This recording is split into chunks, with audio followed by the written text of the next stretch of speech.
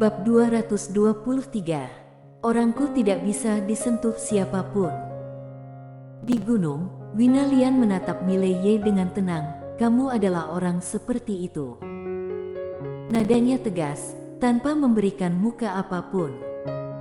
Wajah Mileye muram. Nona Lian, sepertinya kamu tidak mengenalku cukup baik.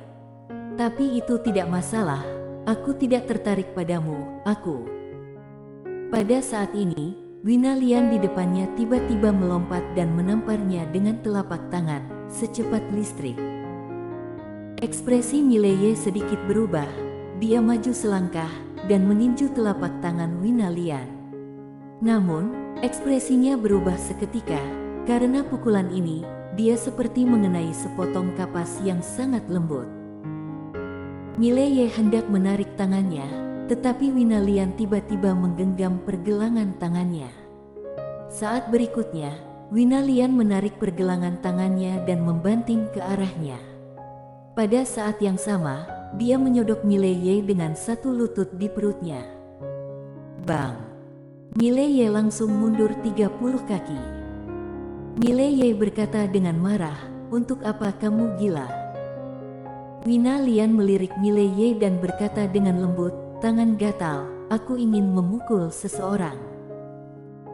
Mendengar ini, kemarahan Mile membara, tubuhnya bergetar, dan dia menembak langsung ke Winalian. Wajah Winalian tanpa ekspresi, jari-jari kakinya menyentuh tanah dengan ringan, dan seluruh tubuhnya melayang ke depan dan sedikit buram, terlihat sedikit aneh, karena seluruh tubuhnya telah menjadi sedikit ilusi dan bengkok, tidak hanya orang, tetapi juga ruang di mana dia berada sedikit terdistorsi. Mileye tiba, pukulan keluar. Pukulan ini dilengkapi dengan jiwa pertarungan. Tapi saat berikutnya, bang! Mileye terhempas, dan kali ini, dia mundur 30 kaki penuh. Setelah Mileye berhenti, dia tidak menembak lagi, ekspresinya agak serius. Winalian meletakkan tangan kanannya di belakangnya dan berkata dengan suara rendah, "Keluarkan pedangnya." Mileye tidak ragu-ragu, dia menunjuk ke depan, seberkas cahaya pedang melintas dan menebas Winalian. Winalian tidak menghindar, tetapi ketika cahaya pedang datang setengah kaki di depannya, cahaya pedang tiba-tiba berhenti dan berputar langsung. Bukan cahaya pedang yang dipelintir, itu adalah ruang, dan pedang cahaya dibatasi oleh ruang. Dengan cara ini, cahaya pedang menjadi semakin terdistorsi, dan akhirnya menghilang. Mileye terdiam. Winalian berjalan ke depan Mileye, alam ribuan semesta, terbagi menjadi alam ribuan semesta palsu dan alam ribuan semesta asli. Yang disebut alam ribuan semesta palsu adalah yang baru saja mencapai alam ribuan semesta, tetapi tidak begitu memahami misteri alam ribuan semesta. Misteri alam ribuan semesta adalah pemanfaatan ruang. Hanya mereka yang telah mencapai alam ribuan semesta sejati yang dapat benar-benar menguasai misteri ruang dan dapat menggunakan misteri ruang.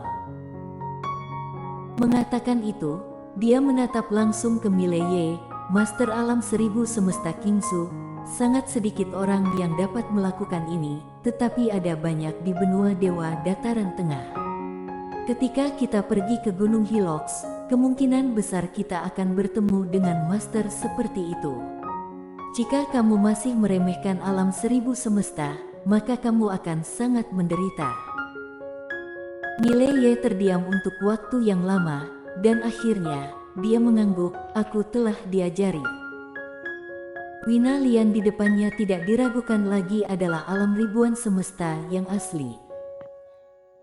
Meskipun dia dan Winalian tidak memiliki pertempuran hidup mati barusan, dilihat dari dua pertarungan itu, dia sudah bisa merasakan kengerian alam seribu semesta yang sebenarnya. Tao pedang tidak pernah bisa dianggap enteng. Pada saat ini, Winalian berkata lagi, "Ini akan memakan waktu 1,5 hari untuk pergi ke Gunung Hilox. Biarkan aku menjelaskan dan segera berangkat." Setelah berbicara, dia dan gadis berarmor berbalik dan pergi. Mileye kembali ke aula Changlan, dan dia memanggil Agnes Chi, Benetmo, dan yang lainnya. Di dalam aula, semua tokoh inti Akademi Changlan hadir. 1 jam kemudian, Mileye meninggalkan aula Changlan, dan dia hanya membawa 3 orang, yaitu Agnes Chi, Benetmo, Jeffrey. Prajurit Tao Changlan tidak dia bawa, karena saat ini masih ada banyak tentara bayaran benua Dewa Dataran Tengah dan beberapa pasukan sekte. Prajurit Tao Changlan ini harus tinggal di Qingsu untuk mencegah tentara bayaran ini dan pasukan sekte. Di kapal awan, Mileye berdiri di haluan kapal, dengan tangan memegang tiang kapal. Dia sedang berpikir, selamatkan Qingsu. Dia tidak pernah berpikir suatu hari dia akan melakukan hal seperti itu. Karena dia tidak pernah merasa bahwa dia adalah seorang pahlawan, bahkan dia merasa bahwa dia bukanlah orang yang baik. Dan sekarang, dia benar-benar ingin menyelamatkan Qingsu. Sulit dipercaya baginya untuk memikirkannya. Kapan dia menjadi begitu hebat? Namun, jika dia tidak pergi, benar-benar tidak bisa. Kerajaan Jiang adalah negaranya dan rumahnya. Di sini, ada teman-temannya, ada saudara-saudaranya, ada siswanya. Apa yang terjadi di kota pembatas dunia mengajarinya betapa jahatnya seseorang. Kejahatan sifat manusia tidak memiliki batasan. Dan sekarang, master dari Changlan Zhou bukan lagi manusia. Mereka semua adalah serigala, serigala yang haus darah. Jika orang-orang ini diizinkan masuk ke Qingsu, kerajaan Jiang dan kerajaan Ning, maka dapat membayangkan betapa mengerikannya. Di dunia seniman bela diri, beberapa master akan mengasihani yang lemah, dan lebih seringnya adalah master yang menindas dan menjarah yang lemah. Dia, Mileye, tidak ingin menjadi penyelamat, dan dia tidak pernah ingin menjadi penyelamat. Dia hanya ingin semua orang di sekitarnya aman. Singkatnya, bagi orangku, Raja Langit juga tidak bisa menyentuhnya. Pada saat ini, angin sepoi-sepoi bertiup, dan seorang wanita muncul di samping Mileye. Wina Lian. Wina Lian melihat ke dasar kapal awan dan berkata dengan lembut, "Lihatlah sungai dan gunung yang indah ini, betapa indahnya. Dan di bawah pemandangan yang begitu indah, ada banyak mayat dan darah." Berbicara tentang ini, dia tiba-tiba menatap Mileye. "Sebelum ini, aku selalu berpikir bahwa Qingsu menjadi seperti sekarang ini, semua karena pedang gurumu. Kemudian, aku pikir aku salah. Qingsu menjadi seperti ini, faktanya, itu karena hati manusia dan sifat manusia.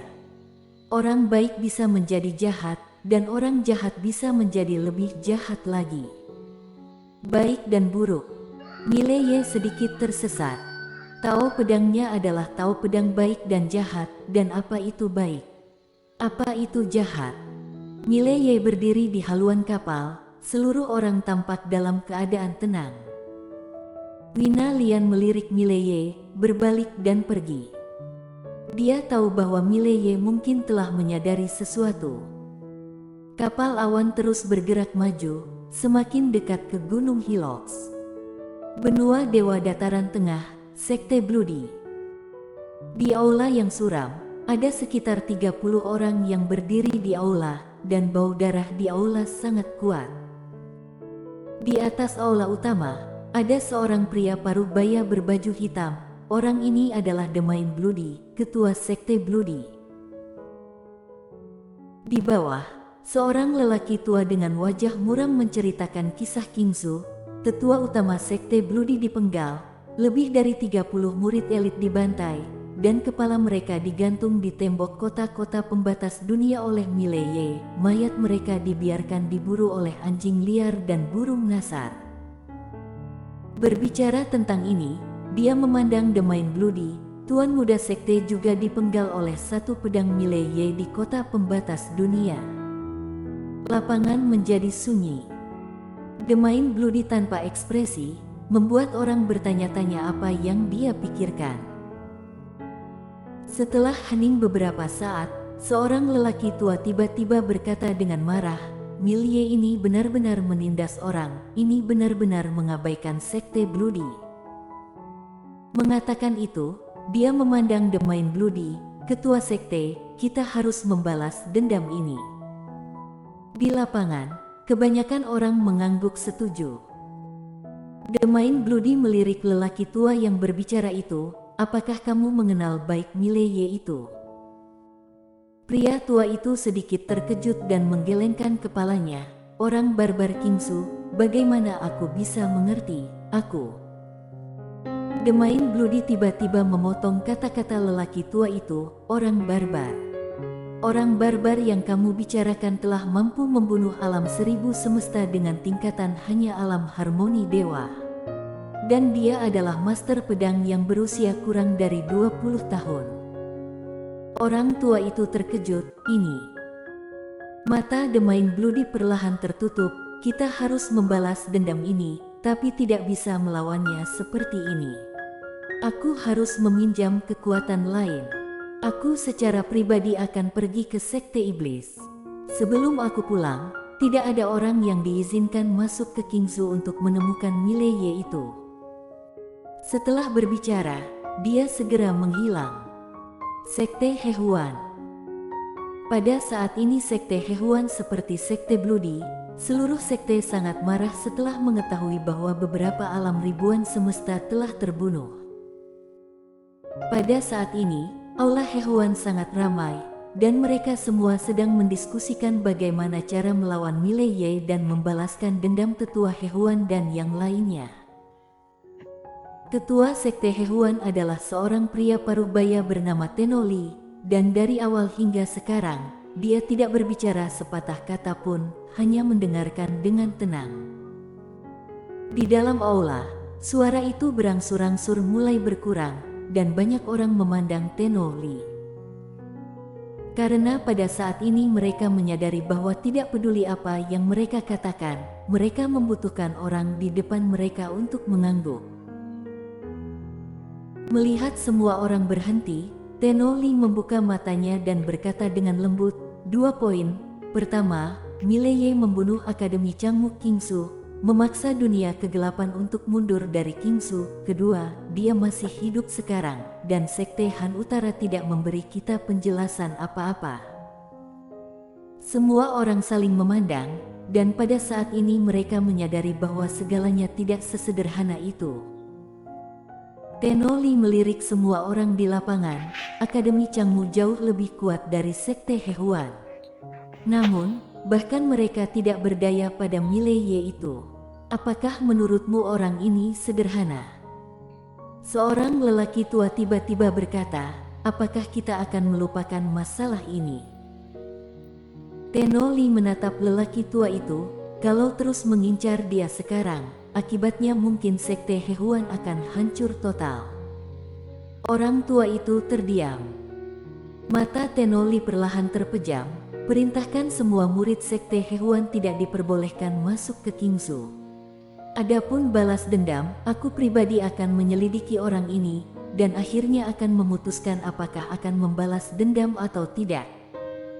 Setelah berbicara, dia bangkit dan menghilang dari aula. Di kapal awan, Mileye, yang berdiri di haluan, masih memikirkan sebuah pertanyaan, baik dan jahat. Tao pedangnya adalah tao pedang baik dan jahat, dan memahami baik dan jahat jiwa pedang, baginya, hanyalah permulaan, baru permulaan. Jalan tao pedangnya, juga jiwa pedangnya, masih panjang. Dan baik dan jahat, dia tidak memiliki konsep yang akurat tentang apa yang baik dan apa yang jahat. Karena seringkali, orang baik juga bisa jahat, dan orang jahat belum tentu benar-benar jahat. Dengan cara ini, Mileye berdiri sehari semalam, dan saat fajar keesokan harinya, kapal awan telah memasuki pegunungan.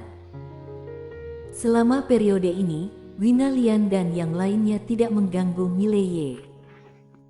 Setelah sekitar 1 jam, kapal awan berhenti.